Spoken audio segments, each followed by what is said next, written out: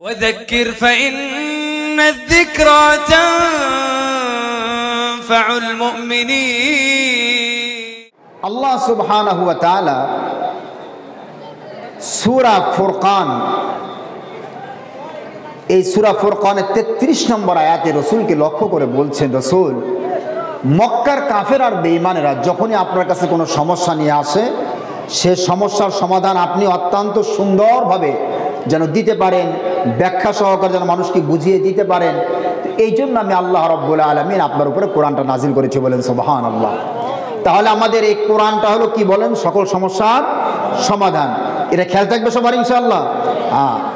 আচ্ছা, এখন আসেন, দেখেন আপনার একটা জিনিস, আমি যে হাদিসটি আপনাদের সামনে তেলাওয়াত করেছি, হাদিসটিতে যেটা বলা হয়েছে যে নবী করিম সাল্লাল্লাহু আলাইহি ওয়াসাল্লাম সাহাবাদেরকে পায়খানা পেশাবটা কিভাবে করবেন এটা পর্যন্ত শিখিয়েছেন। পায়খানা পেশাবটা একটা মামুলি সাধারণ জিনিস, কি বলেন, সাধারণ জিনিস না? قد علمكم نبيكم كل شيء, তোমাদের নবী সব কিছু তোমাদেরকে শিক্ষা দিয়েছেন। তখন তিনি বললেন, হ্যাঁ, পেশাব পায়খানা থেকে নিয়ে সব কিছু আমাদের রাসূল শিক্ষা দিয়েছেন। তো যে নবী সাধারণ একটা জিনিস পেশাব পায়খানা, এইটা যে নবী শিক্ষা দিয়েছেন, সেই নবী ব্যক্তি, সমাজ, রাষ্ট্র এগুলোর ব্যাপারে শিক্ষা দেন নাই, এটা কি কল্পনা করা যায় বলেন?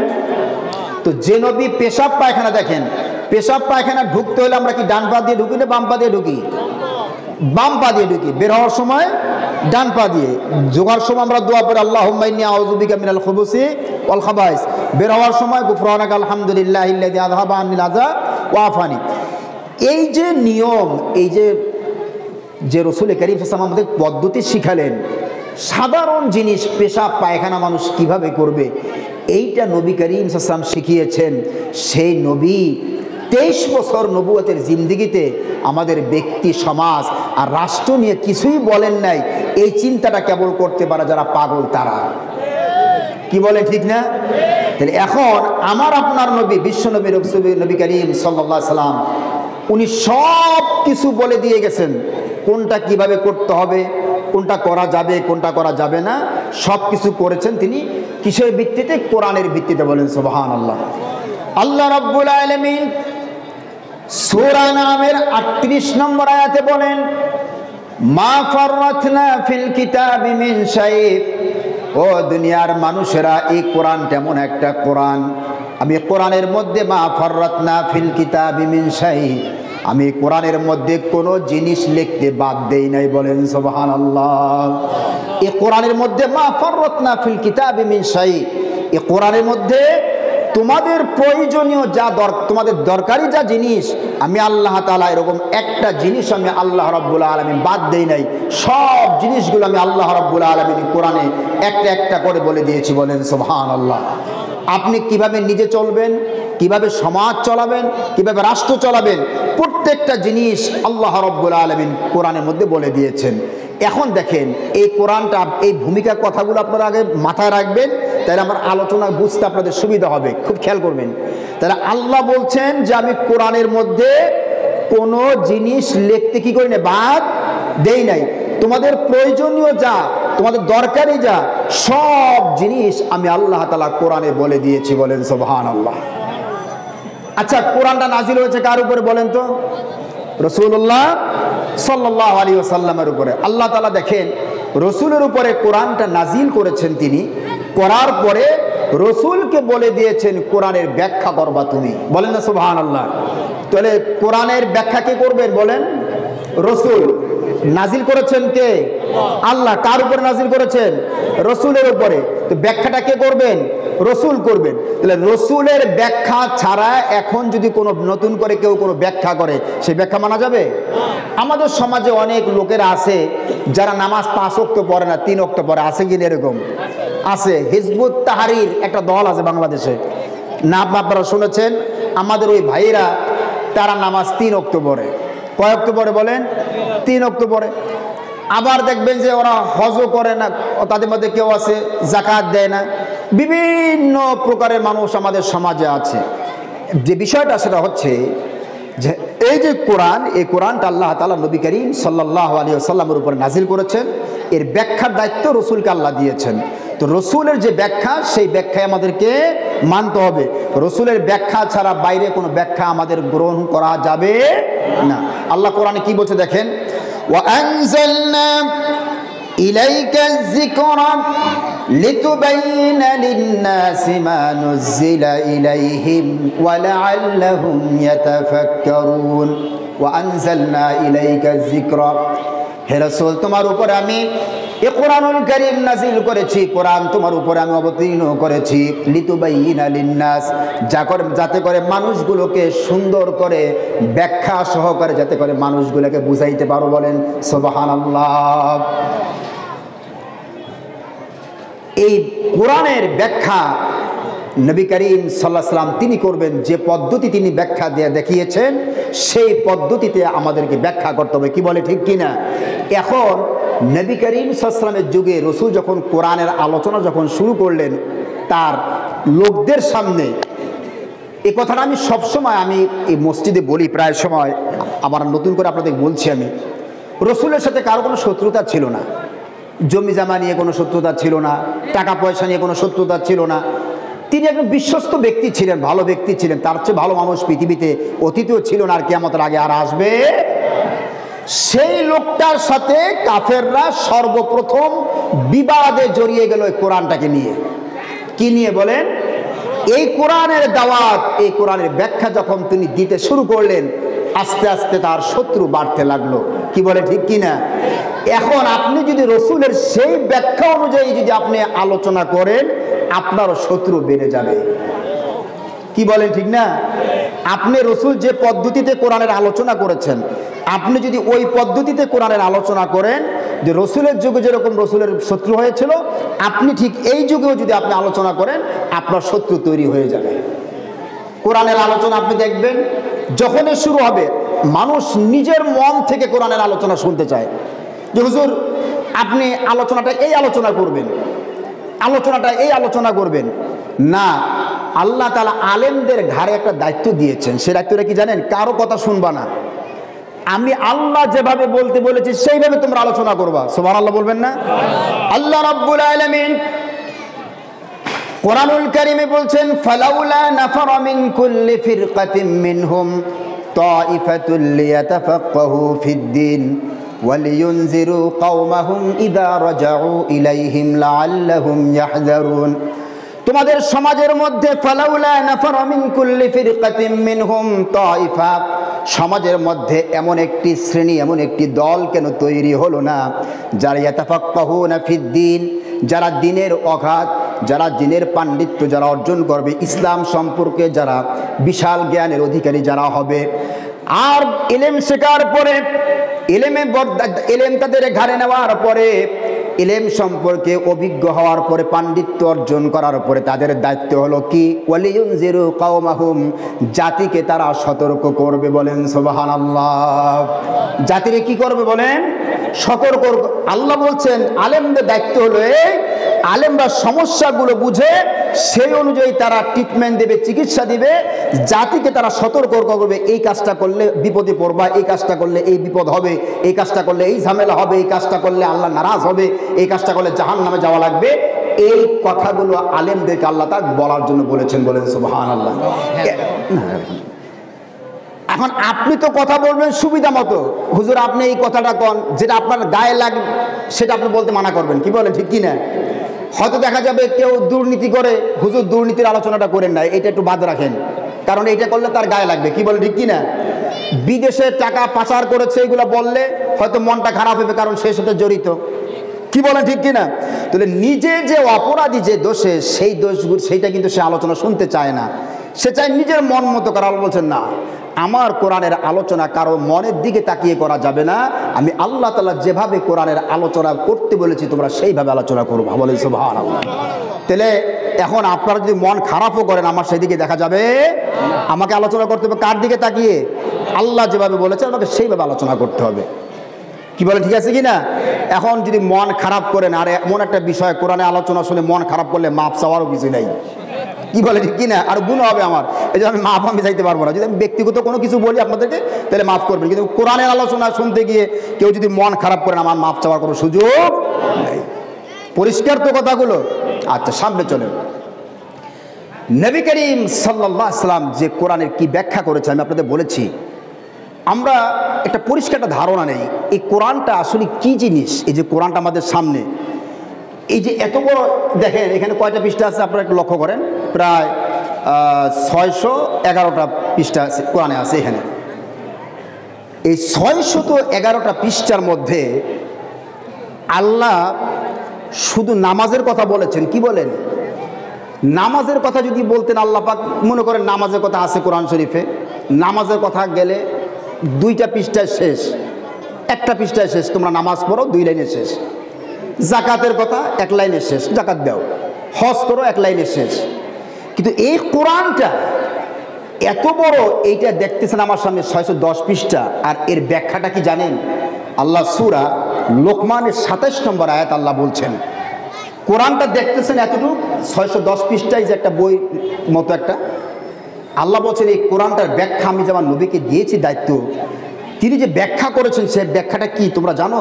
আল্লাহ কোরআনে বলছেন, ওয়ালাউ আন্নামা ফিল আরদি মিন শাজারাতিন আকলামুন ওয়াল বাহরু ইয়ামুদ্দুহু মিন বাদিহি সাবআতু আবহুরিম মা নাফিদাত কালিমাতুল্লাহ। আল্লাহ বলেন শোনো, এই যে কোরআনটা দেখতে পাচ্ছ, এই কোরআনের ব্যাখ্যা এত বিশাল। ওয়ালাউ আন্নামা ফিল আরদি মিন শাজারাতিন, তামাম পৃথিবীর সমস্ত গাছগুলো যদি, আকলাম কলমের বহুবচন, আল্লাহ পাক বলেন তামাম পৃথিবীর সমস্ত গাছগুলো যদি কলম হয়ে যায়, আর সমুদ্রের সাথে আরো 7টা সমুদ্রের পানি যদি মিলানো হয়, এক কথায় তামাম পৃথিবীর সমস্ত পানিগুলো যদি কালি হয়ে যায়, এরপরে যদি আল্লাহ তাআলা বলছেন ওই গাছ রূপী কলম আর এই পানি রূপী কি বলে কালি দিয়ে যদি আমার কালামের ব্যাখ্যা লেখা শুরু করে দাও, মা নাফিদাত কালিমাতুল্লাহ, কোরআনের ব্যাখ্যা লিখে তোমরা শেষ করতে পারবে না। বলেন সুবহানাল্লাহ। তাহলে আপনারা তো সাগর দেখছেন কিনা আমি জানি না, যারা বঙ্গোপসাগর দেখেছেন, আমাদের দেখার সম্ভাবনা একটা আছে, সেটা হলো বঙ্গোপসাগর। যারা খুলনা মংলা গেছেন বা চট্টগ্রাম পতেঙ্গে যারা গিয়েছেন তারা দেখেছেন যে বঙ্গোপসাগরের এপারও কুল কিনারা দেখা যায় এপার ওপার, ছোট্ট একটা সাগর পৃথিবীতে বঙ্গোপসাগর, প্রশান্ত মহাসাগর, আটলান্টিক মহাসাগর। তাম পৃথিবীতে যত 5 সাগর আছে, যত পানি আছে, পৃথিবীর 4 ভাগের 3 ভাগ হলো পানি আর 1 ভাগ হলো স্থল মাটি। কি বলে ঠিক না? তাম পৃথিবীর সমস্ত পানিগুলো যদি কালি হয়ে যায়, সমস্ত গাছগুলো যদি কলম হয়ে যায়, আল্লাহ তাআলা বলেন এরপরে যদি আমার এই কালামের ব্যাখ্যা লেখা যদি শুরু হয়, তোমরা লিখতে লিখতে তোমাদের সেই গাছ আর পানিগুলো শেষ হয়ে যাবে, আমার কালামের ব্যাখ্যা লিখে তোমরা শেষ করতে পারবে না। বলেন সুবহানাল্লাহ। তাহলে বুঝেন যে নবী করিম সাল্লাল্লাহু আলাইহি ওয়াসাল্লাম যে এই কোরআনের ব্যাখ্যা করেছেন, এই ব্যাখ্যার মধ্যে শুধুমাত্র মিলাদের কথা নাই। কোরআনে কিন্তু মিলাদের কথা আছে নাকি? রসুলের উপরে দুরূদের কথা আছে। কিসের কথা আছে বলেন? মিলাদের কথা রসুলের জীবনী হাদিসে এসছে। আলহামদুলিল্লাহ, আলোচনা করে ওলামায়ে কেরাম। আপনি আমি যেটাকে কোরআন মনে করছি সেটা কোরআন না। এই কোরআন এত বিশাল ব্যাখ্যা এই জন্য হয়েছে, একটা মানুষের জন্ম থেকে নিয়ে মৃত্যু পর্যন্ত, মৃত্যুর পর থেকে নিয়ে জান্নাতে বা জাহান্নামে যাওয়ার আগ পর্যন্ত যা কিছু দরকার সব কিছু আল্লাহ তাআলা কোরআনে বলে দিয়েছেন। বলেন সুবহানাল্লাহ। কোনো কিছু বাদ নাই, কোনো কিছু কি নাই বলেন। মনে করেন আপনি গাড়িতে উঠেছেন, খেয়াল করেন, বাসে উঠেছেন, এ কথাগুলো খেয়াল রাখবেন, সামনে আমার আলোচনা বুঝবেন না আপনারা, ভূমিকা খুব খেয়াল রাখবেন। বাসে উঠেছেন, আপনার পাশে যে লোকটা, সেই লোকটার সাথে আপনি কিভাবে আচরণ করবেন, এইটা কোরআনে কি আছে? আপনাদের কি মনে হয় আছে কোরআনে? আপনারা কবেন হুজুর তখন তো বাদ ছিল না, উট তো ছিল, উট ছিল না, দুম্বা ছিল। কোরআন একটা শব্দের মধ্যে কোরআন বলে দিয়েছে, কোরআনের একটা শব্দ এমন এর ব্যাখ্যা হয় বিশাল। বলেন সুবহানাল্লাহ। ওয়াবুদুল্লাহ ওয়ালা তুশরিকু বিহি শাইআন ওয়া বিল ওয়ালিদাইনি ইহসানা وبذي القربى واليتامى والمساكين والجار ذي القربى والجار الجنب والصاحب بالجنب وابن السبيل। আল্লাহ রাব্বুল আলামিন والصاحب بالجنب শব্দ দিয়ে আল্লাহ কোরআনে বুঝিয়ে দিলেন, তোমার পাশে যে লোকটা থাকবে, তোমার প্রতিবেশী যে, সে তোমার বাসেও থাকতে পারে, উটেও থাকতে পারে, স্টিমারেও থাকতে পারে, প্লেনেও থাকতে পারে, যে জায়গায় এসে তোমার প্রতিবেশী হোক না কেন, সেই লোকটার সাথে তুমি ভালো ব্যবহার করবে। বলেন সুবহানাল্লাহ। আল্লাহ একটা শব্দের মধ্যে বলে তোমার প্রতিবেশী যে, এখন প্রতিবেশী সে যেখানে আপনার হতে পারে, এরকমভাবে কোরআন একটা একটা শব্দ ব্যবহার করে এর ব্যাখ্যার ভার দিয়েছেন নবী করিম সাল্লাল্লাহু আলাইহি ওয়াসাল্লামের উপরে। তিনি ব্যাখ্যা করেছেন, আর ব্যাখ্যা করতে গিয়ে এত হাদিস হয়েছে। বলেন সুবহানাল্লাহ। তার অনুসারী যারা, তার ওয়ারিস যারা, উলামায়ে কেরাম যারা, তারা এখনো সেই সূত্র ধরে তারা ব্যাখ্যা করছে। পৃথিবী যত আধুনিক হবে, উলামায়ে কেরাম কোরআন থেকে তত সুন্দর সুন্দর মাস্তা ইস্তেমবাত করে বের করে আপনাদের জাতির সামনে তারা সকল সমস্যার সমাধান তারা বের করে দিয়ে। বলেন সুবহানাল্লাহ। আজকে আমরা সমাজে সমস্যার জন্যে খেয়াল রাখবেন, দুই ধরনের মানুষ আমাদের সমস্যা সমাধানের চেষ্টা করেছে। কয় ধরনের মানুষ বলেন? খুব খেয়াল করবেন। এক হলো সাধারণ নেতা যারা, এরা আমাদেরকে সাধারণ নেতা, এমপি, মন্ত্রী, সচিব যারা, তারপরে মন্ত্রী, প্রধানমন্ত্রী, রাষ্ট্রপতি যারা, এই সাইডের যারা, তারা কিন্তু জনগণকে কল্যাণের রাস্তা দেখায়। আর একটা দল আছে যারা নবীদের ওয়ারিস উলামায়ে কেরাম, তারাও মানুষকে কল্যাণের পথ দেখায়। সুবহানাল্লাহ বলবেন না? এই দুই দলের মধ্যে কখনো দুইটা দল সহি হবে না, সঠিক হবে না, হইলে একটা হবে। কয়টা হবে বলেন? এই দুইটা দলের মধ্যে কোন দলটা সঠিক আপনাদের কি মনে হয়? যারা উলামায়ে কেরাম তাদের দেখানো পথ সেইটাই সঠিক, কারণ তারা নবীদের পথ দেখায়। বলেন সুবহানাল্লাহ। নবীরা পৃথিবীতে মানুষের কল্যাণের কাজ করেছেন এবং তারা সফল হয়েছেন। সাধারণ মানুষ যারা মানুষকে কল্যাণের পথ দেখিয়েছে, সেটা মানুষের জন্য কল্যাণ হয় না, বরঞ্চ মানুষের জন্য বিপদের কারণ হয়ে দাঁড়িয়েছে। আজকে যত বিপদ দেখতে পাচ্ছেন আপনারা সমাজে, বিপদ আপনারা বলছেন, কিন্তু আগে কিন্তু আপনাকে বলেছি যে কোরআন কিন্তু সকল সমস্যার সমাধান, সকল বিপদ থেকে বাঁচাবার হাতিয়ারের নাম কি বলেন? কোরআন। কথাগুলো কি মাথা আপনাদের ঢুকতেছে সবার? পরিষ্কার তো সবার? এখানে কিন্তু কোনো আউজাউ কোনো গল্প গুজব হবে না। যেটা শুনবেন একবারে মনে গেঁথে নেবেন, একবারে মনে গেঁথে নেবেন। কোনো উল্টা পাল্টা কোনো আলোচনা এখানে হবে না। খেয়াল করে সবাই শুনবেন। কি বলেন, পারা যাবে কিনা? ইনশাআল্লাহ, ইনশাআল্লাহ। আল্লাহ তাআলা নবী করিম সাল্লাল্লাহু আলাইহি সাল্লামকে আমাদের তামাম পৃথিবীর সমস্ত মানুষের জন্য আদর্শ বানিয়েছেন, তামাম পৃথিবীর মানুষের জন্য ইমাম বানিয়েছেন, তামাম পৃথিবীর মানুষের জন্য পথ প্রদর্শক বানিয়েছেন। বলেন সুবহানাল্লাহ। রসুলের জীবনীতে আপনারা পড়বেন সিরাতে ইবনে হিশাম, সিরাতে মুস্তাফা, বিভিন্ন সিরাতের কিতাব রয়েছে তার রসুলের জীবনী সম্পর্কে, অসংখ্য বই রয়েছে, এগুলো পড়বেন বেশি বেশি। রসুলের জীবনে এমন একটা দিক নাই যে দিকটা নিতে আলোচনা তিনি করেন নাই। সুবহানাল্লাহ বলেন। রান্নাঘরে তিনি তার স্ত্রীর সাথে তরকারি কেটেছেন, জানেন আপনারা? তিনি রান্নাঘরে স্ত্রীর সাথে লাকড়ি ঠেলেছেন। নবী করিম সাল্লাল্লাহু আলাইহি ওয়াসাল্লাম সমাজ চালিয়েছেন। সমাজ কিভাবে চলবে এটা তিনি চালিয়েছেন। সেনাবাহিনীর চিফ ছিলেন, সেনাবাহিনী কিভাবে পরিচালনা করতে হয় সেটা তিনি করেছেন। রাষ্ট্র কিভাবে পরিচালনা করতে হয় এটাও নবী করিম সাল্লাল্লাহু আলাইহি ওয়াসাল্লাম দেখিয়েছেন। সুবহানাল্লাহ বলবেন না? মদিনা আল মুনাওয়ারা তার 10 বছর নবুয়তের জিন্দেগি, তার নবুয়তের মোট জিন্দেগি হলো 23 বছর। কয় বছর? 23 বছরের মধ্যে 13 বছর হলো মক্কায়, আর 10 বছর কোথায়? মক্কায় তিনি লোক তৈরি করেছেন। খেয়াল রাখবেন, নবী করিম সাল্লাল্লাহু আলাইহি সাল্লাম মক্কায় 13 বছর লোক করেছেন। তার টার্গেট ছিল মদিনায় গিয়ে ইসলামী রাষ্ট্র কায়েম করবেন। কি কায়েম করবেন? কথা কি বুঝতেছেন আপনারা? মক্কায় 13 বছর ধরে আবু বকরকে তৈরি করেছেন, ওমর তৈরি করেছেন, উসমান তৈরি করেছেন, আলী, তালহা, জুবায়ের, মেকদাদকে তৈরি করেছেন, উবায়দুল্লাহ ইবনুল জাররাহকে তৈরি করেছেন। মানুষের একটা টার্গেট থাকে, মানুষের একটা লক্ষ্য থাকে। রসুলের লক্ষ্য ছিল আমি মদিনায় গিয়ে একটি ইসলামী রাষ্ট্র কায়েম করব। সুবহানাল্লাহ বলবেন না আপনারা? তিনি মক্কা থেকে হিজরত করে চলে গেলেন, বিশাল ইতিহাসের আপনারা সবাই জানেন। বহুত নির্যাতন নিপীড়নের সামনে তিনি চলে গেলেন মদিনায়। মদিনায় গিয়ে তিনি ইসলামী রাষ্ট্র কায়েম করেছেন। বলেন সুবহানাল্লাহ। আল্লাহ রাব্বুল আলামিন তাম পৃথিবীর সমস্ত মানুষগুলোকে বলে দিলেন, ও দুনিয়ার মানুষেরা, তাম পৃথিবীর মানুষেরা শোনো, লাকাদ কানা লাকুম ফি রাসূলিল্লাহি উসওয়াতুন হাসানাতুল লিমান কানা ইয়ারজুল্লাহা ওয়াল ইয়াউমাল আখিরা ওয়া যাকারাল্লাহা কাসীরা।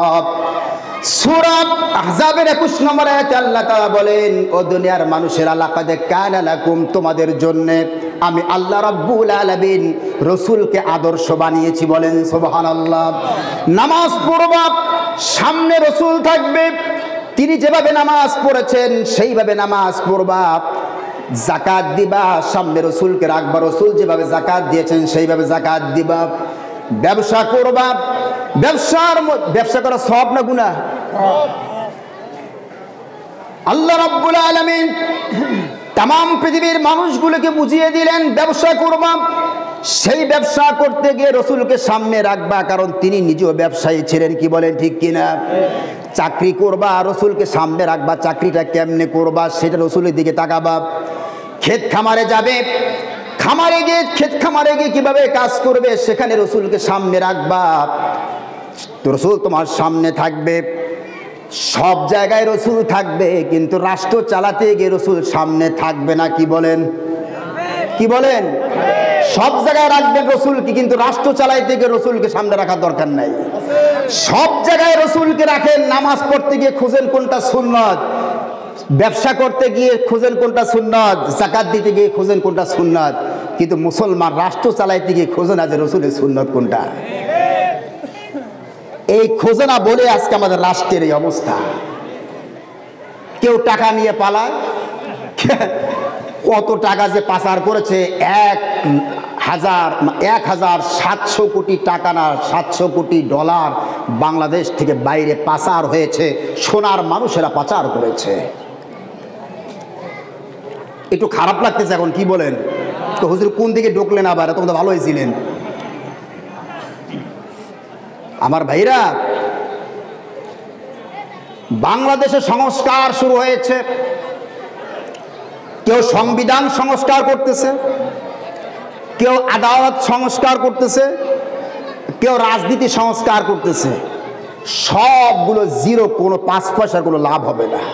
লিখে রাখেন আপনারা। আমি আপনাদেরকে কসম করব না, আমি কালকে সকালে সূর্য উঠবে, এটা যেরকম সত্য, এখন যে সংস্কার হচ্ছে, সংস্কারের দ্বারা 5 পয়সা লাভ হবে না, এটা এরকম সত্য। কারণ সংস্কারে একটা লোক, তারা মুখ দিয়ে কোরআনের কথা কেউ বলে না। ডক্টর ইউনূসও বলে না, তার উপদেষ্টারাও বলে না, না বিএনপি কয়, আওয়ামী লীগ তো দেশে নাই, থাকলে চুপচাপ আছে, এখন সবাই মোরাকাবা আছে। তারপর যারা আছে, একটা দলের লোকেরা বলে না যে কোরআনটার আমাদের সংবিধান বানাইতে হবে, বলে? হ্যাঁ, কোরআনটা বাদ দেওয়ার সবগুলো চেষ্টা করতেছো, ফলাফল হলো সব জিরো। ফলাফল কি? কোরআনে আল্লাহ দিয়েছেন সমাধানের জন্য। বাংলাদেশের রাষ্ট্রের মধ্যে এত ঝামেলা তৈরি হয়েছে, আজ পর্যন্ত বাংলাদেশের একটা লোক, একটা উপরোক্ত কোনো কর্মকর্তা, মন্ত্রী, সচিব, আমলা, কেউ বলল না যে আমাদের কোরআন দরকার। কোরআনের কাছে কেউ যায় না। কি বলে, ঠিক না? অথচ এই কোরআনটাই কিন্তু সকল সমস্যার সমাধান কে দিবে? কোরআন দিবে। যেটা বলতেছিলাম যে নবী করিম সাল্লাল্লাহু আলাইহি ওয়াসাল্লাম 10টি বছর মদিনাতে রাষ্ট্র চালিয়েছেন। আপনি যদি সেইভাবে রাষ্ট্র চালান, বাংলাদেশ থেকে 1টি টাকা বাংলাদেশ থেকে পাচার হবে না। কি বলে, ঠিক না? আপনি যদি নামাজটা পড়েন, রাসূল যেভাবে শিখিয়েছেন তার বাইরে ভিন্ন পদ্ধতিতে নামাজ আপনি আদায় করেন, আপনার নামাজ কি সওয়াব পাবেন না গুনাহ হবে? যাকাত যেভাবে দেওয়ার কথা রসুল বলেছে সেইভাবে না দিয়ে যদি আপনি ভিন্ন পদ্ধতি দিয়ে দেন, সওয়াব হবে না গুনাহ হবে? হজটা রসুল যেভাবে করতে বলেছেন সেইভাবে না করে যদি আপনি নিজের মন মতো করেন, হবে হজ? সওয়াব হবে না গুনাহ হবে? ব্যবসা যেভাবে রসুল করতে বলেছেন সেভাবে না করে যদি নিজের মন মতো করেন, খেয়াল খুশি মতো করেন, সওয়াব হবে না গুনাহ হবে? ঠিক তেমনিভাবে রাজনীতিটাও নবী করিম সাল্লাল্লাহু আলাইহি ওয়াসাল্লাম যে পদ্ধতিতে করেছেন সেইভাবে না করেন, তাহলে আপনার সেই রাজনীতি আপনার জন্য গুনার কারণ হয়ে দাঁড়াবে। রাজনীতি যদি আপনি মুহাম্মদুর রাসূলুল্লাহ সাল্লাল্লাহু আলাইহি ওয়াসাল্লামের দেখানো পদ্ধতিতে আপনি করেন, আপনার প্রত্যেকটা রাজনীতির পদক্ষেপ আপনার জন্য ইবাদত হবে, সওয়াব হবে। বলেন সুবহানাল্লাহ। সওয়াব তো শুধু খোঁজেন মসজিদে, খোঁজেন সওয়াব। মসজিদে গেলে শুধু সওয়াব খোঁজে, আর বাইরে গেলে মুসলমানের কোনো চিন্তা ভাবনা মাথার মধ্যে নাই। আমার বন্ধুগণ খেয়াল করেন, এবার আল্লাহর নবী বলেছেন, মান আমিলা আমালান লাইসা আলাইহি আমরুনা ফাহুয়া রাদ্দুন। আমি মুহাম্মদ যে পদ্ধতিতে কাজ করেছি সেই পদ্ধতিতে বাদ দিয়া ভিন্ন কোনো পদ্ধতিতে যদি কোনো কাজ করো, কোনো নেক আমল যদি করো, আল্লাহ রাব্বুল আলামিন ফাহুয়া রাদ্দুন, তা বাতিল করে দিবেন। বলেন নাউজুবিল্লাহ। রসুল যে কাজটা, যেগুলো আল্লাহর হুকুম করার, সেই কাজটাকে যদি রসুলের পদ্ধতি বাদ দিয়া ভিন্ন পদ্ধতিতে আপনি পালন করেন, নামাজের কথাই মনে করেন, নামাজটা যেভাবে রসুল পড়েছেন সেভাবে না পড়ে নিজের মন মতো বলেন, আল্লাহ রসুল বলছেন ফাহুয়া রাদ্দুন, তা কবুল হবে না, আল্লাহর কাছে পরিত্যাজ্য হবে, তার কোনো সওয়াব আপনি পাবেন না। বলেন নাউজুবিল্লাহ। প্রত্যেকটা বিষয় ঠিক, রাজনীতিটা ওই রকম। রসুল যেভাবে করেছেন আপনি ঠিক ওইভাবে রাজনীতি করেন, তাহলে আপনার হাদিস তো আপনারা সবাই জানেন, কাল কিয়ামতের ময়দানে কয় শ্রেণীর লোক আল্লাহর আরশে আজিমে ছায়ার নিচে স্থান পাবে? 7। এর মধ্যে প্রথম হচ্ছে আল ইমামুল আদিল, যে ন্যায় পরায়ণ বাদশা, আল্লাহ রাব্বুল আলামিন আরশে আজিমের যে সর্বপ্রথম ছায়া স্থান পাবে। বলেন সুবহানাল্লাহ। তাহলে যদি নাই থাকে কোরআন হাদিসে, তাহলে কথা আসলো কোত্থেকে? কি বলে, ঠিক কি না? হ্যাঁ, তাহলে রাজনীতির কথা আছে বলে তো ইমাম রাষ্ট্রপতির কথা বলা হয়েছে। খুব খেয়াল করে তাকাবেন এদিকে। রসুলকে বাদ দিয়ে, রসুল যে পদ্ধতি বলে নাই সেই পদ্ধতিতে বাদ দিয়ে যদি আপনি ভিন্ন পন্থা যদি গ্রহণ করেন, শাস্তি হবে 2টা। শাস্তি কয়টা হবে? 2টা। খেয়াল রাখেন, আল্লাহ তাআলা জবান থেকে আল্লাহ তাআলা কি বলছে শুনেন। সূরা নূর আয়াত নম্বর 53 আল্লাহ তাআলা কি বলছে খেয়াল করেন। ফালইয়াহযারিল্লাযীনা ইউখালিফুনা আন আয়াতিহি আন তুসিবাহুম ফিতনাতুন আও ইউসিবাহুম আযাবুন আলীম। ফালইয়াহযারিল্লাযীনা ইউখালিফুনা আন আমরিহি। ও দুনিয়ার মানুষেরা শোনো, আমি আমার নবী মুহাম্মদ সাল্লাল্লাহু আলাইহি সাল্লামকে এত বড় শক্তি দান করেছি, ক্ষমতা দিয়েছি, আমি সব কিছু তাকে ঢেলে দিয়েছি। কোনো ব্যক্তি যদি ফালইয়াহযারিল্লাযীনা ইউখালিফুনা আন আমরিহি, তার বিরোধিতা করো, সে যেভাবে চলতে বলেছে তার বাইরে যদি চলাফেরা করো, যে নিয়ম দেখিয়েছেন তার বাইরে যদি চলো, 2টা শাস্তির জন্য অপেক্ষা করো। একটা হলো দুনিয়ায় তোমরা বড় ধরনের বিপদে পড়ে যাবে, আও ইউসিবাহুম আযাবুন আলীম, আর পরকালে তোমাদের জন্য বড় ধরনের শাস্তি অপেক্ষা করছে। বলেন নাউজুবিল্লাহ। তাহলে রসুল যে পদ্ধতিতে রাষ্ট্র চালায় নাই সেই পদ্ধতিতে যদি আপনি রাষ্ট্র চালান, তাহলে বিপদ কয়টা হবে আপনার? 2টা। একটা হলো দুনিয়ায় বিপদে পড়বেন, আর আখিরাতে শাস্তির জন্য অপেক্ষা করেন। এখন আপনারা একটু বাস্তবে মিলাবেন, কোরআন এবং হাদিসের কাছে দায়িত্ব হলো আপনাদের। এখন আমি শুধু বলবো, আপনারা খেয়াল করবেন, খেয়াল থাকবে ইনশাআল্লাহ। এইটুক পর্যন্ত আপনারা কি আমার আলোচনা কি আপনারা বুঝছেন? আপনারা বুঝছেন? তাহলে এখন সামনে চলেন, সামনে আসেন। এখন আমরা যে এখন বর্তমানে যে বিপদে আছি, এটা তো আপনারা বিশ্বাস করেন না? মহাশান্তিতে আছি। বাংলাদেশটা যে কোন পর্যায়ে পৌঁছে গিয়েছে, রন্দে রন্দে টাউট, বাটপার, চিটার, বদমাশ সব দিয়ে ভরে গিয়েছে বাংলাদেশটা। আমার এক ওস্তাদ মাঝে মাঝে রসিকতা করে বলতো যে প্লেনে একবার সব চিটার বাটপারগুলো কোথায় যাইতেছিল, মাঝখান থেকে ফেটে গিয়ে সব বাটপারগুলো বাংলাদেশে পড়ছে, আর কোথাও যাইতে পারে নাই। এই বাঙালির মতো, বাংলাদেশের আমাদের জনগণের মতো টাউট আর বাটপার পৃথিবীতে কোনো আর মানুষ আছে কিনা আল্লাহ পাকে ভালো জানে। ইলিশ মাছের মধ্যে যারা নাট আর বল্টু ঢুকাইয়া ওজন বাড়াইতে পারে, তো এইরকম চালাক লোককে পৃথিবীতে আর শুনছেন আপনারা কোথায়?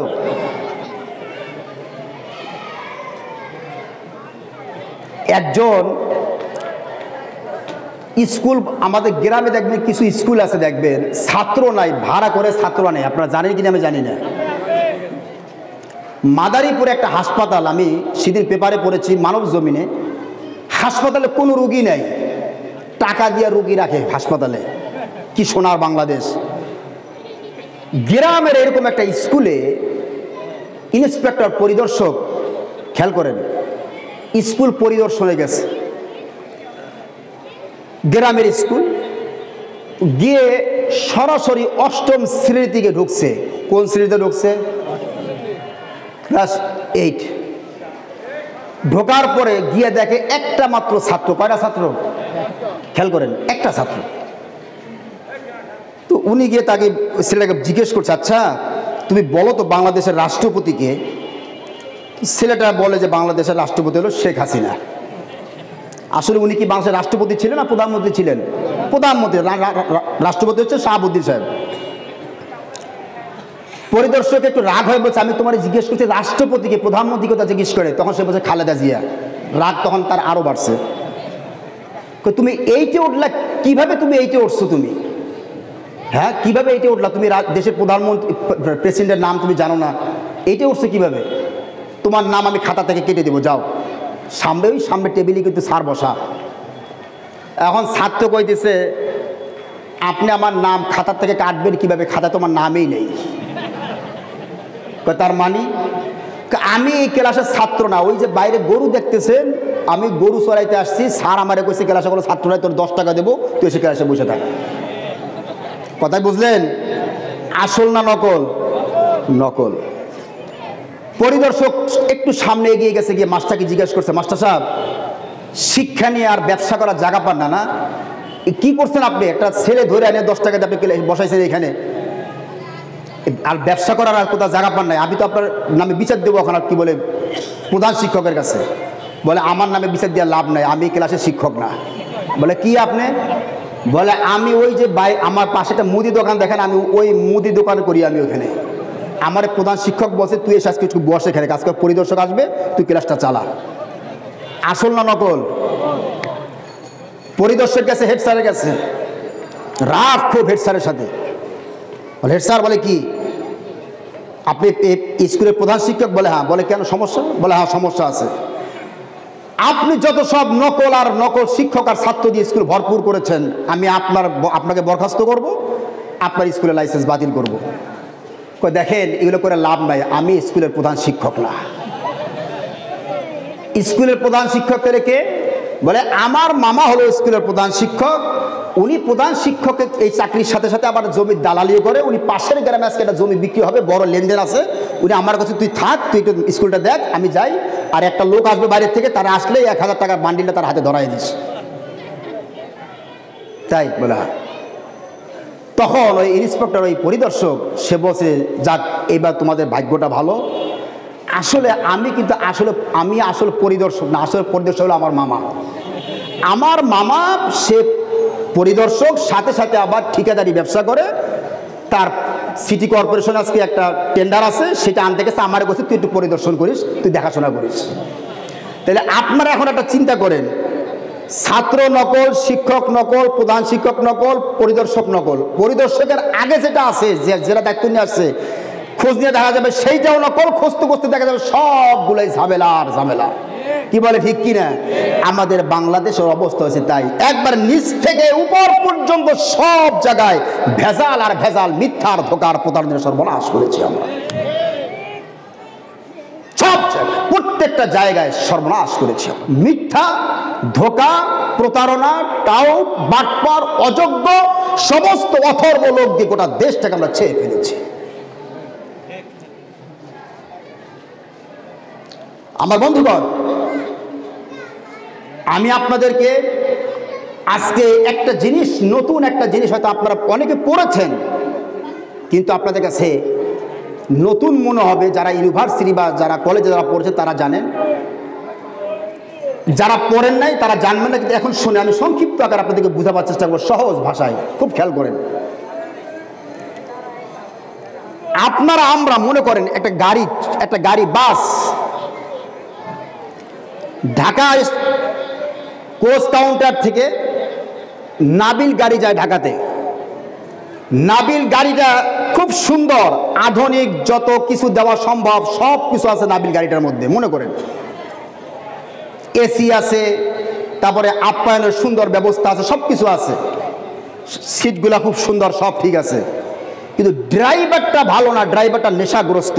আপনারা বলেন এই গাড়িটা কি রাস্তায় থাকবে, না হয়তো নদীতে যাবে, নাহলে খালে যাবে, আর নাহলে কোথায় যাবে বলেন? বিলে পড়বে, রাস্তার বাইরে থাকবে। আমরা 16 কোটি জনগণ, আমরা হলাম গাড়ির প্যাসেঞ্জার, যাত্রী। গোটা বাংলাদেশটা হলো একটা গাড়ি, কি বলে ঠিক কিনা? এই গাড়িটা যতই সুন্দর হোক, যতই ব্রিজ হোক, কালভার্ট হোক, চোখ ধাঁধানো বিল্ডিং হোক, এই গাড়ির ড্রাইভার হচ্ছেন বাংলাদেশের যিনি প্রধানমন্ত্রী, তিনি। কি বলে ঠিক না?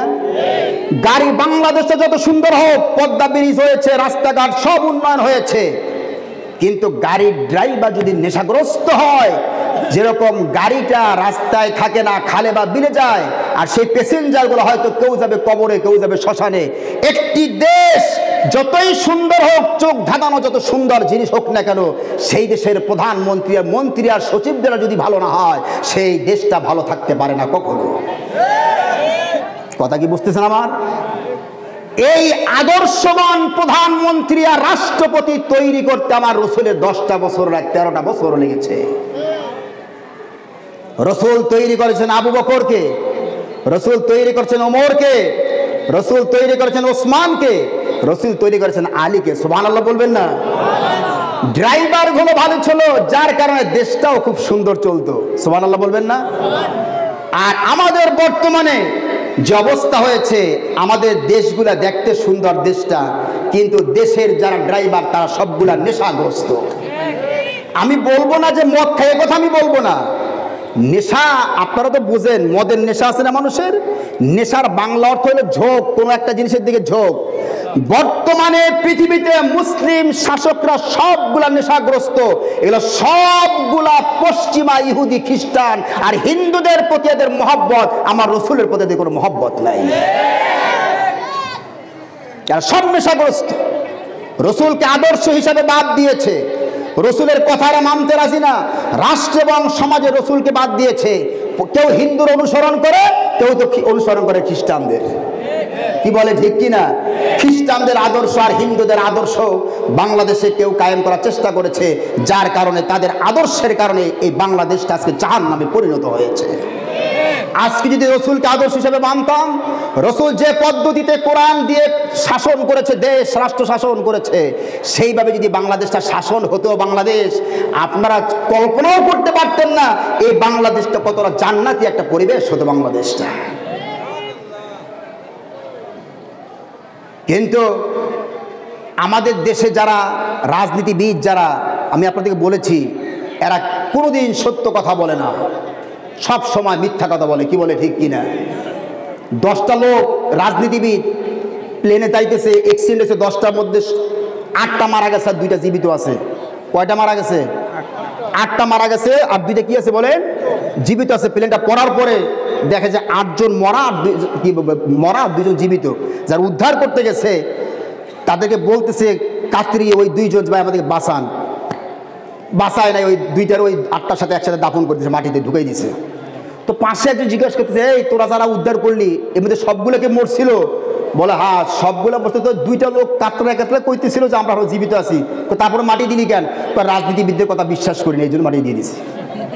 বলে মিথ্যা কথা কয়, কইছে জীবিত ছিল, আসলে জীবিত, আসলে মরা। আমাদের রন্দে রন্দে আমাদেরকে ওয়াদা, আর ওয়াদার পরে বলে ক্ষমতায় গেলে মন খারাপ করতেছেন নাকি আপনারা?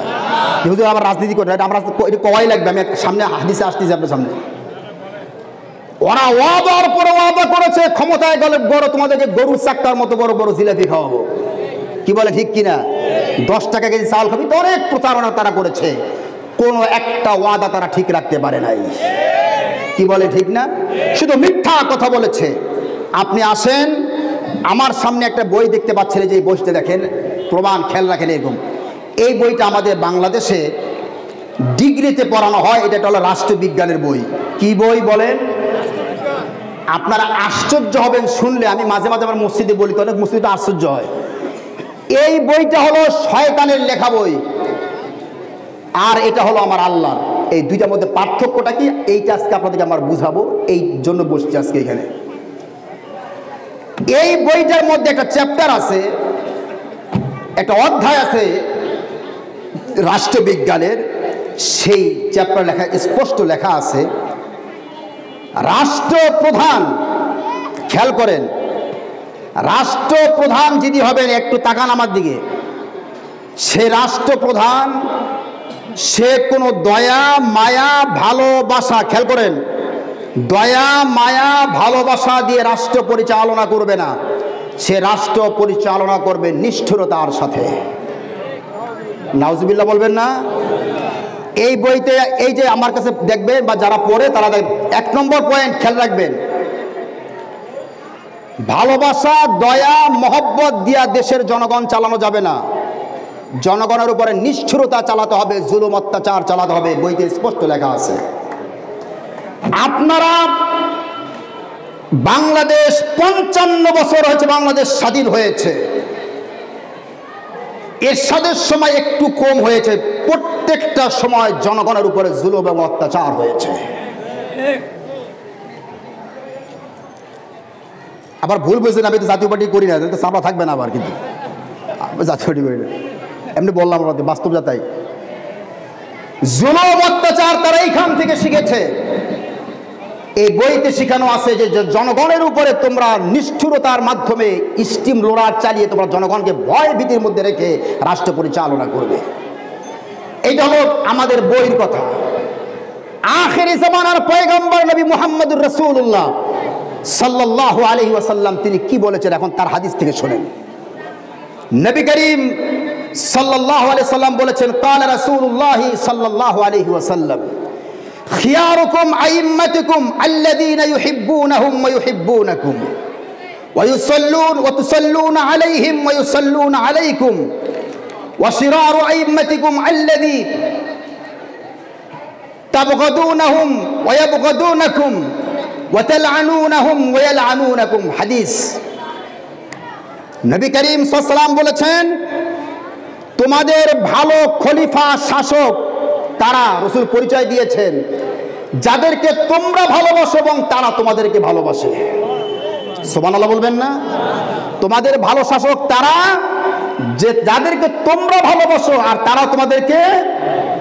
আমাদের শাসকরা, আমরা আমাদের শাসকদেরকে এমন ভালোবাসি, আমাদের ভালোবাসার ঠেলায় তারা দেশে থাকতে পারে না।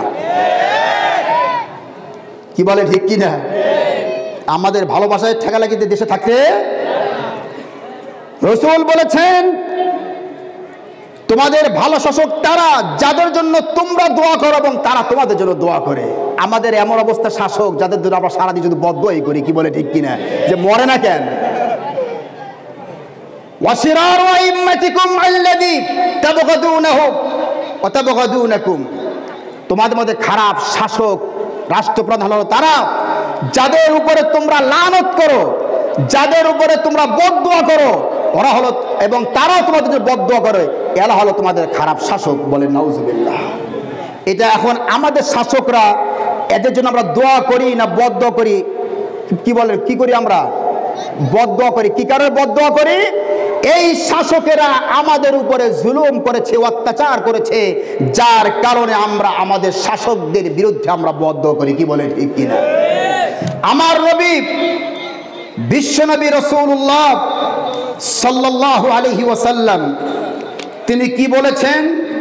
তিনি বলেছেন, একদিন হযরতে আয়েশা সিদ্দিকা রাদিয়াল্লাহু তাআলা আনহা, তার ঘরে নবী করিম সাল্লাল্লাহু আলাইহি ওয়াসাল্লাম তিনি শুয়ে আছেন। আয়েশা বলছেন, আমি আমার নবীকে বলতে শুনেছি, আয় আল্লাহ তাআলা, তুমি আমার সেই উম্মতের রাষ্ট্রপতির উপরে তুমি শক্ত হও যে রাষ্ট্রপতি তার জনগণের উপরে শক্ত হয়। ফাসকুক আলাইহিম, হে আল্লাহ, ওই রাষ্ট্রপতির উপরে তুমি শক্ত হয়ে যাও যে রাষ্ট্রপতি তার আমার বান্দাদের উপরে শক্ত হয়, আমার উম্মতের উপর শক্ত হয়। যে রাষ্ট্রপতি আমার উম্মতের উপর জুলুম করে, সেই রাষ্ট্রপতির উপর তুমি আল্লাহ শক্ত হয়ে যাও। শক্ত হয়েছে না হয় নাই? শক্ত হয়েছে না হয় নাই? অথচ হযরতে ওমর ফারুক রাদিয়াল্লাহু তাআলা, নাম শুনেছেন আপনারা? নাম শুনেন না আপনারা? ওমর ফারুক রাদিয়াল্লাহু তাআলা আনহু খলিফাতুল মুসলিমিন, সেই খলিফাতুল মুসলিমিন তিনি মানুষ শুধু নয়, আমি বলেছিলাম তার রসুলের হাতে গড়া ছাত্র যারা রাষ্ট্রপতি ছিল তাদের দিকে তাকান। মানুষের উপরে জুলুম করা তো পরের কথা।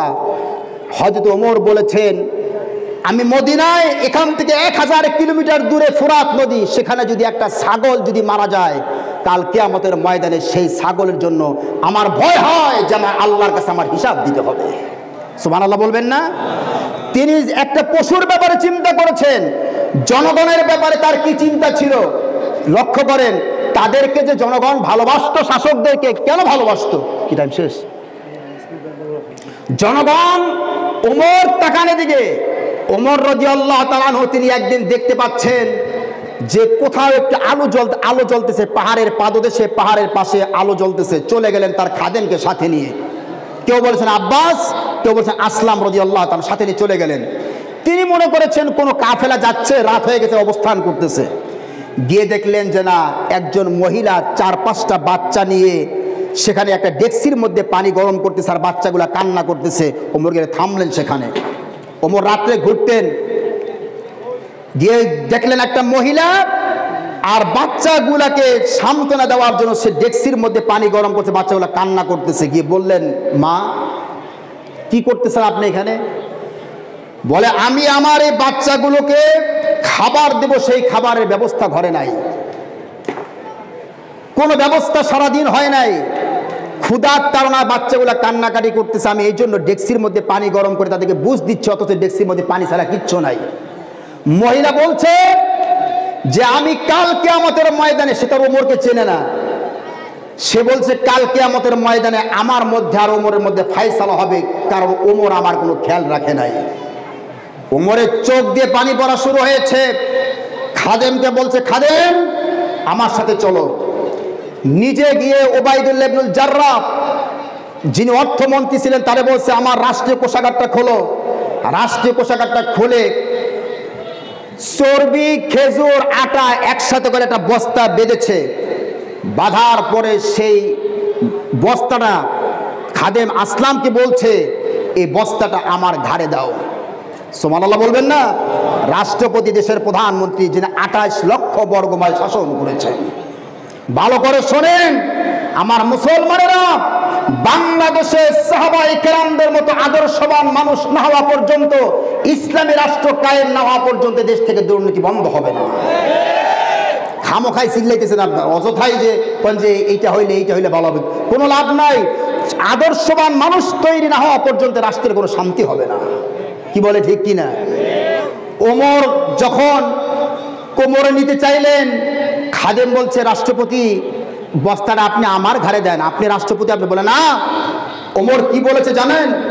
লা ওয়াল্লাহি আনতা লা তাহমিল জারাইমি ওয়া যুলমি ইয়াউমাদ্দিন ওয়া আলিম ইয়া আব্বাস আন্না হামালা জিমাল আল হাদিদ ওয়া সাকলাহা ওয়া খায়রুম মিন হামাল যুলমাতিন কাবুরাত আও সাগুরাত। শোনো আমার ভাই আব্বাস, তোমাকে একটা কথা বলি, মনে রাখো, কাল কিয়ামতের ময়দানে বিচারের সম্মুখীন আমি হব, রাষ্ট্রপতি হিসাবে তুমি হবে না। কাল কিয়ামতের ময়দানে আমি ওমরকে জিজ্ঞেস করা হবে যে ওই মহিলাটা রাষ্ট্রে কিভাবে না খেয়েছিল, তার সন্তানরা কিভাবে না খেয়েছিল। আজকে বাংলাদেশে টিসিবির মাল দেওয়া হয়, কারো ঘরে 14টা কাঠ আছে, কারো ঘরে কোনো কাঠ নাই। বড় লোকদের বাসায় টিসিবির মালের কাঠ কেন যাবে আমি জিজ্ঞেস করি। 26টা 27টা পর্যন্ত বানিয়েছে টিসিবির মালের কাঠ, অথচ এমন মানুষ আছে যার ঘরে টিসিবির মালের কোনো কাঠ নাই। কি বলে ঠিক কিনা? ত্রাণের যে মাল আসতেছে সবগুলো চেয়ারম্যান আর মেম্বাররা খেয়ে সর্বনাশ করেছে, গরিবদের ঘরে যায় না। কি বলে ঠিক কিনা? কোনদিন আমাদের দেশের প্রধানমন্ত্রী রাতের বেলায় কোনো একটা গভীর নির্জনে কোনো গরিবের বাড়িতে গিয়ে দেখেছে যে এই লোকটা কি খেয়ে আছে না না খেয়ে আছে? কোন সমাজপতি দেখেছে? 2-1 জন থাকতে পারে ব্যতিক্রম। ওমর বলছে কাল কিয়ামতের ময়দানে তুমি হিসাব দিবা না, হিসাব আমাকে দিতে হবে যে মহিলাটা কি জন্য সে এবং তার সন্তান না খেয়ে থাকলো। ওমর বলছেন যে দেখো, এই যে আজকে আমার জুলুম, এটা আমি অত্যাচার মনে করছি, তার প্রতি আমার অত্যাচার হচ্ছে, এইটা একটা পাহাড়ের চাইতে ওজন অনেক বেশি। আমি চাই দুনিয়াতে এটা মিটে যাওয়ার জন্য, তা না হলে কালকে আমাদের ময়দানে আমি আল্লাহর কাছে হিসাব দিতে পারবো না। নিজে এসে নিজ হাতে মহিলাকে সুন্দর করে খাওয়াইয়া, বাচ্চাগুলাকে সুন্দর করে পাক করে, তিনি শাড়ির পাক করেছিলেন, হালুয়া জাতীয় পাক করে নিজ হাতে বাচ্চাগুলোকে খাওয়াইয়েছেন, মহিলাকে খাওয়াইয়েছেন। মহিলা বলছে, আপনি যদি শাসক না হয়ে ওমর যদি এদেশের শাসক হইতো কত না ভালো হইতো। সুবহানাল্লাহ বলবেন না? কথাটা কইতেছে কার সামনে? ওমরের সামনে। ওমর কি বলেছে জানেন? মা, আপনি মদিনাতে রাষ্ট্রপতির দরবারে যাইয়েন, আমার দেখা পাবেন। বলে নাই যে আমি রাষ্ট্রপতি, আর এখন তো প্রধানমন্ত্রী হইলে মানুষ, মন্ত্রী হইলে পা মাটিতে পড়ে না। ওমর পরিচয় দেয় নাই যে আমি প্রধান রাষ্ট্রপতি দেশের, ইসলামী রাষ্ট্রের। উনি বলছে আপনি শুধু যাইয়েন, গেলে আমার দেখা পাবেন। মহিলা তখনই বুঝছে, তার শরীর কাঁপুনি শুরু হয়েছে, আসলে উনি হচ্ছেন খলিফাতুল মুসলিমিন হযরত ওমর। বলেন সুবহানাল্লাহ। এই লোক তৈরি হয়েছে কি দিয়ে? এই বই দিয়ে তৈরি হয় নাই, তৈরি হয়েছে কোরআন দিয়ে। কি বলে ঠিক না? আপনারা এটা হলো এক। 2 নম্বরে আসেন, আমাদের দেশের রাষ্ট্রপতিরা যে মিথ্যা কথা কেন কয়, এখন একটু শোনেন। এই বইতে লেখা আছে, খেয়াল করেন, রাষ্ট্র চালাতে গিয়ে, খেয়াল করেন, রাষ্ট্র চালাতে গিয়ে জনগণকে ধোঁকা দিয়ে হলো মিথ্যা কথা বলা, ভণ্ডামি করা, প্রবঞ্চনা দ্বারা সবকিছু বৈধ। সুবহানাল্লাহ কবেন না? রাষ্ট্র চালাতে গিয়ে কি করা বৈধ? মিথ্যা বলা বৈধ, প্রবঞ্চনা করা বৈধ, ধোঁকা দেওয়া বৈধ, প্রতারণা করা বৈধ, কপটতা যেটা মুনাফিকি, সব করা বৈধ। এই বইতে লেখা আছে। আমার নবী, বিশ্ব নবী শিখিয়েছেন, যখন ক্ষমতায় যাবে খবরদার জনগণকে যে ওয়াদা দেবে একটা ওয়াদা খেলাপ করতে পারবে না। রাসূল বলেছেন, লা ঈমানা লিমান লা আমানাতা লা ওয়ালা দীনা লিমান লা আহদা লা। ওই ব্যক্তির ঈমান নাই যার মধ্যে আমানত নাই। যার মধ্যে কি নাই? আমানত নাই। যারা বাংলাদেশ থেকে হাজার হাজার কোটি পাচার টাকা পাচার করেছে, এরা আমানতের খেয়ানত করেছে কিনা বলেন? এরা খেয়ানত করেছে, কারণ এরা এই বইগুলা পড়ে এরা মন্ত্রী আর সচিব হয়েছিল। যদি এই কোরআনটা পড়ে এরা মন্ত্রী আর সচিব হইতো, এরা একটা পয়সা এরা লুট করতো না। পার্থক্য কি বুঝতেছেন আপনারা? রাসূল বলেছেন, যার মধ্যে আমানতদারি নাই তার মধ্যে কি নাই?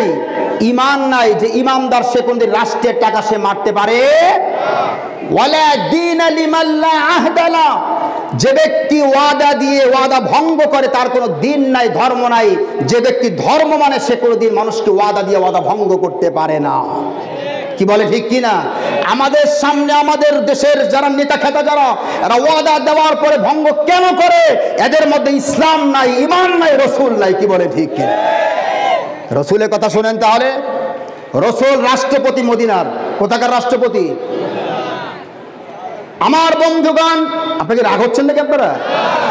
হযরতে হুযায়ফা বিন ইয়ামান রাদিয়াল্লাহু তাআলা আনহু বহুত বড় সাহাবী ছিলেন।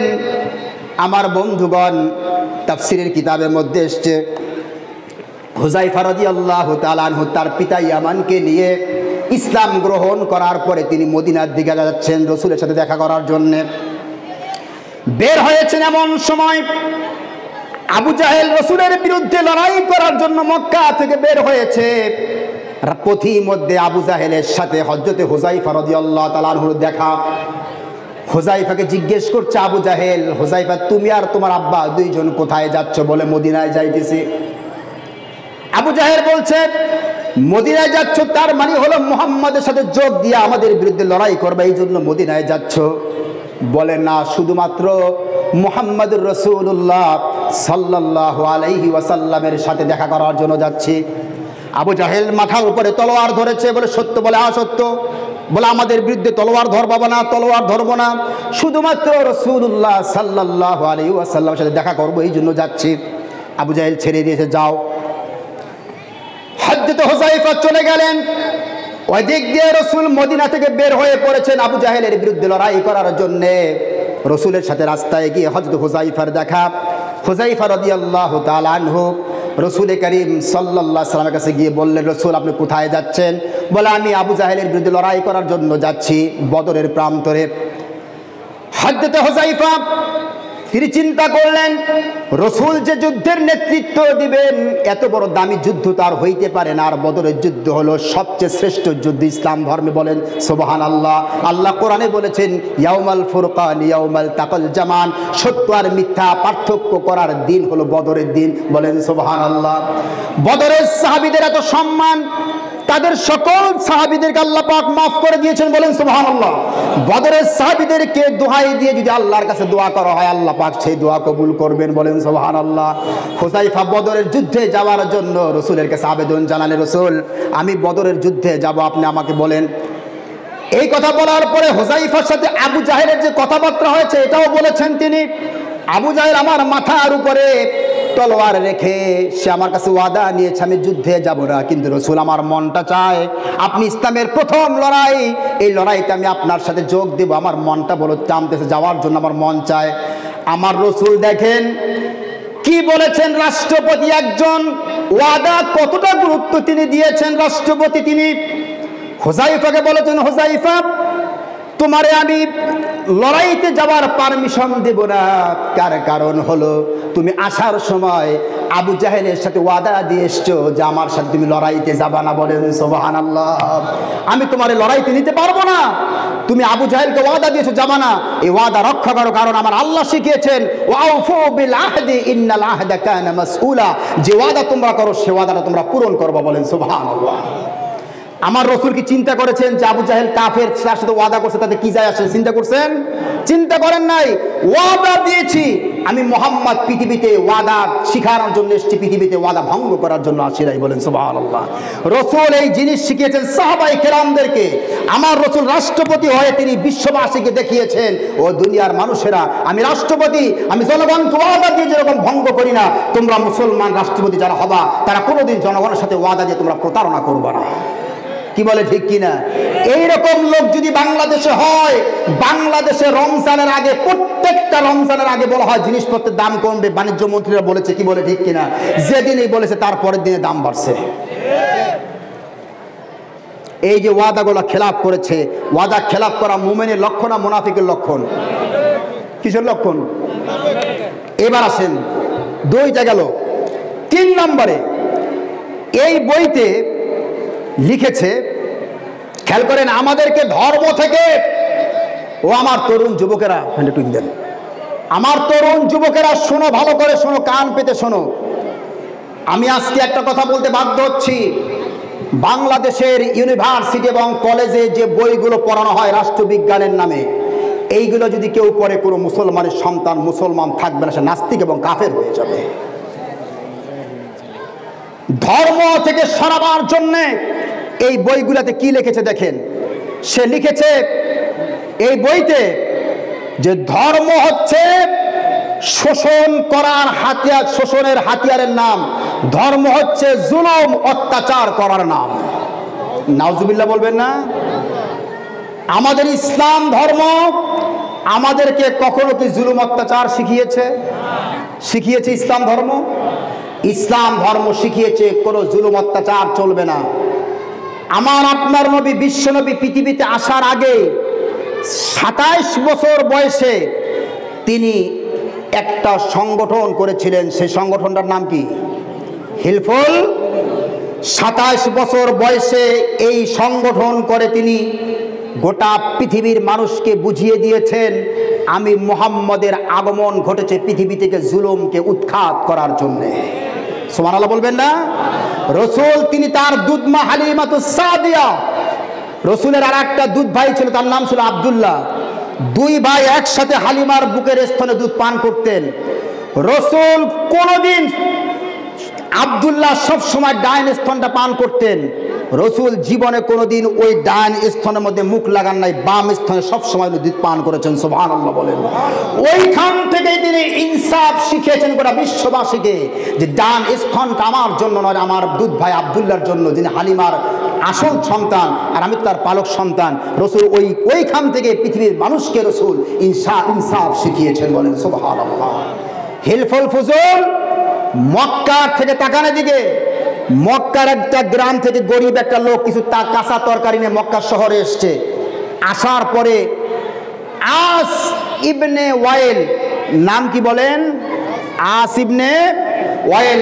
এই লোকটা বড় নেতা ছিল সমাজে। খেয়াল করে আমাদের সমাজের সাথে একটু মিলান, খুব মিলান আমাদের সমাজের সাথে। আমাদের সমাজের সমস্ত অপকর্মের মূলে হচ্ছে আমাদের সমাজের নেতারা। আমি বানাই কইতেছি না, সত্য কইতেছি না, মিথ্যা কইতেছি? এরা সমস্ত অপকর্মের মূলে, এরা মারামারি, কাটাকাটি, দুর্নীতি, চাঁদাবাজি সব জায়গায় হলো আমাদের তথাকথিত নেতারা। কি বলে ঠিক কিনা? মক্কার এরকম নেতা ছিল আস ইবনে ওয়াইল। ওই গরিব লোকটা তরকারি এনে ওই আস ইবনে ওয়াইলের কাছে বিক্রি করেছে। বিক্রি করার পরে আস ইবনে ওয়াইল তরকারিগুলো নেওয়ার পরে সেই লোকটার বলছে, যা তুই সর, আমি তোর টাকা দিব না, চলে যা, ভাগ। গরিব মানুষ এই টাকাগুলো নিয়ে সংসার চালাবে। লোকটা আস ইবনে ওয়াইলের ব্যাপারে যাদের কাছে বিচার দিয়েছে যে সে আমার মাল কিনেছে কিন্তু আমার টাকা দেয় নাই, কোনো একটা লোক সাহস পায় নাই তার বিচার করবে। এত ক্ষমতাধর ছিল আমার আপনার নবী, বিশ্বনবী মুহাম্মদুর রাসূলুল্লাহ। তিনি তখনও নবী হন নাই, আরো 13-14 বছর পর নবী হবেন। তিনি বলছেন, 3জন ফজল লোকধারী নামকে বলছেন, এভাবে দেশ চলবে না, আমরা একত্রিত হই, গরিব লোকটার টাকা আমরা আদায় করে দেই। বলেন না সুবহানাল্লাহ। রসুল এবং সেই 3জন লোক একসাথে হয়ে সে আস ইবনে ওয়াইলকে ধরে টাকা আদায় করে সেই লোকটাকে দিয়েছে। বলেন সুবহানাল্লাহ। গরিবের অধিকার কে আদায় করেছে? কে আদায় করেছে? ইসলাম। রসুল নবুয়ত পাওয়ার আগে বিশ্ববাসীকে বুঝিয়ে দিয়েছেন, এই পৃথিবীতে আমার আসার উদ্দেশ্য হলো সমাজে কোনো জালেম স্বৈরাচার থাকতে পারবে না। ইসলাম ধর্ম সবচেয়ে কঠিন, ইসলাম জালেমদের বিপক্ষে। কি বলে ঠিক কিনা? আল্লাহ রাব্বুল আলামিন কোরআনুল কারীমে যে নবী রাহমাতুল লিল আলামিন ছিলেন, আমার আপনার নবী জীবনে যা কোনোদিন মানুষের গায়ে হাত দেয় নাই, সেই নবী পর্যন্ত জুলুমের কারণে মানুষের গায়ে তিনি হাত দিয়েছেন। সুবহানাল্লাহ বলেন সবাই।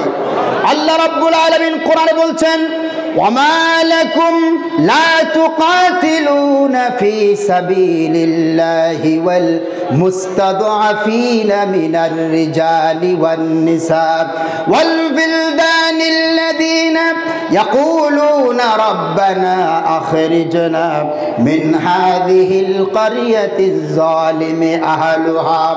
তোমাদের কি হলো? তোমরা ফেন্ডা দাও দিকে, তোমাদের কি হলো? তোমরা গরিব, দুঃখী, অনাথ, যারা দুর্বল, তাদের পক্ষে তোমরা কেন অস্ত্র ধারণ করো না? মুসলমানেরা, ইসলামপন্থীরা যখন সমাজে জুলুম অত্যাচার দেখবা, কোনো ভেদাভেদ নাই, সব ঐক্যবদ্ধ হয়ে সেই জুলুম অত্যাচারকে তোমরা ঠেকাবা। বলেন সুবহানাল্লাহ। আমাদের সমাজের মধ্যে কোনো জুলুম, কোনো অত্যাচার কেউ করবে, এটা আমরা কি মানতে পারবো? বলেন, মানা যাবে? বাংলাদেশের ছাত্র জনতা কিছুটা দেখিয়ে দিয়েছে। কি বলেন? কি বলেন ঠিক কিনা? জুলুম অত্যাচার এটা চলতে পারে না। জুলুম অত্যাচার ইসলাম বরদাস্ত করে না। এই বইটাতে যে লিখেছে, ধর্ম মানুষকে জুলুম শিখায়। আমার ভাইরা, ধর্ম কোনোদিন মানুষকে জুলুম শিখায় না, ধর্ম মানুষকে ইনসাফ শিখায়। বলেন সুবহানাল্লাহ। সর্বশেষ যে কথাটা আমি আপনাদেরকে বলবো সেটা হচ্ছে, আমার ভাইয়েরা, আমার মুসলমান ভাইয়েরা, আমার মুসলিম ভাইয়েরা, এই আদর্শগুলো হলো পশ্চিমাদের আদর্শ। কাদের আদর্শ বলেন? পশ্চিমাদের, খ্রিস্টান, হিন্দু, ইহুদিদের আদর্শ। এই আদর্শ যারাই মানবে তারাই বিপদে পড়বে। কি বলে ঠিক কিনা? যারাই মেনেছে তারাই বিপদে পড়েছে। এখন কেউ ভাগতেছে, কেউ গর্তে ঢুকেছে, এটা কারো দোষ দিয়ে লাভ নাই, এটা নিজের হাতের কামাই, নিজে অপকর্ম করেছো। এই কোরআনটা মানো নাই, এই কোরআনটা যারা কোরআনের পক্ষে কথা বলেছে তাদেরকে সবসময় বাধা দেওয়ার চেষ্টা করেছো, ঠিক না? আলেমরা, আপনারা জানেন আমরা যে কথাগুলো বলি এগুলো কোনো খারাপ কথা আপনাদেরকে বলছি আপনাদেরকে, অথচ এই স্টেজের মধ্যে, স্টেজে আলেমদেরকে মাইকের এই লোহা দিয়ে আলেমদেরকে বিগত কত 16টা বছর পিটানো হয়েছে। আলেমদেরকে সত্য কথা বলতে দেওয়া হয় নাই। যদি সত্য কথা বলতে আপনারা দিতেন, এই বাংলাদেশ নামক এই রাষ্ট্রটার এই অবস্থা বাংলাদেশে হতো না। এই বাংলাদেশ এটা সোনার দেশ। এই বাংলাদেশকে চিনেছিল ব্রিটিশেরা, তারা এই দেশ থেকে এসে তারা শাসন করে সব নিয়ে গিয়েছে। এই দেশটা সোনার দেশ। ভালো লোক যদি ক্ষমতায় আসে, নেককার লোক যদি ক্ষমতায় আসে, এই বাংলাদেশটা একটা জান্নাতের পরিবেশ হয়ে যাবে। বলেন সুবহানাল্লাহ।